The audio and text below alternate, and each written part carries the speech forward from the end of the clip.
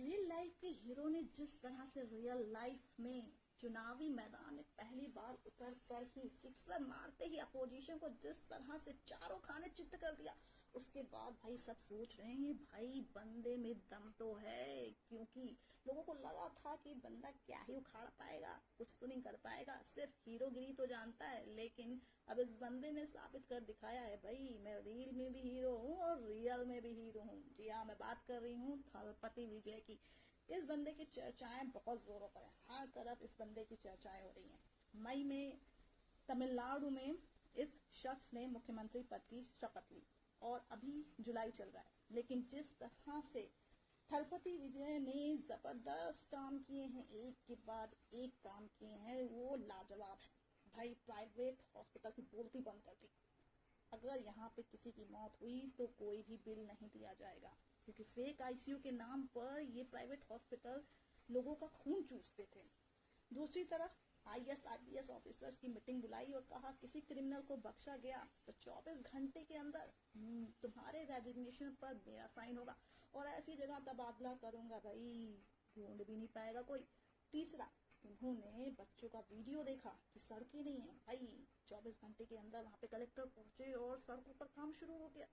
चौथा, women safety पर सबसे ज्यादा जोर, स्पेशल टास्क बना दिया। अगर रात में कोई भी महिला अकेले आ जा रही है तो उसके पीछे 2 पुलिस वाले लगे ही रहेंगे, चाहे वो कितनी भी थेथर गली क्यों ना हो। और सबसे बड़ी बात तो ये कि इन्होंने जिस तरह से कुन्नूर हादसे में लोगों के अपने मारे गए, उनको 10-10 लाख का जो चेक दिया, साथ ही आजीवन सरकारी नौकरी दी, वो बताता है कि इसमें थलपति विजय की कोई गलती नहीं थी।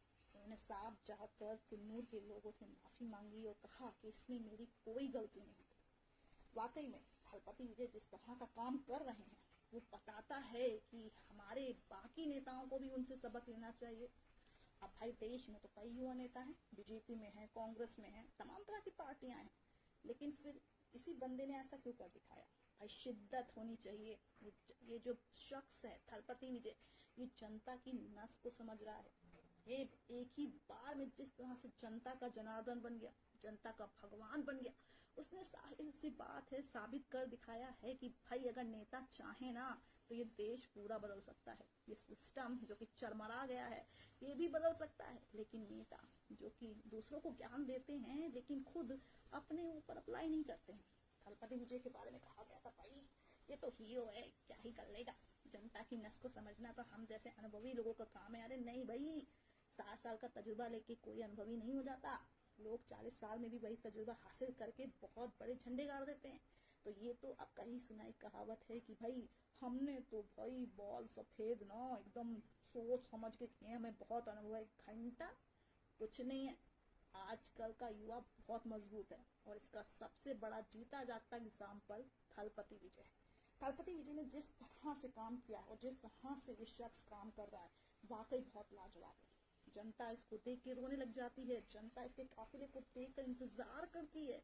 और जिस तरह से थलपति विजय ने भाई अपनी ही पार्टी की अच्छे से ऐसी तैसी कर रखी है, क्योंकि उन्होंने अपने नेताओं को कहा है भाई कोई पोस्टर नहीं लगेगा रोड पे, कोई वेलकम का कोई पोस्टर नहीं, कहीं कोई दिखावा नहीं, सब कुछ सादगी से होगा।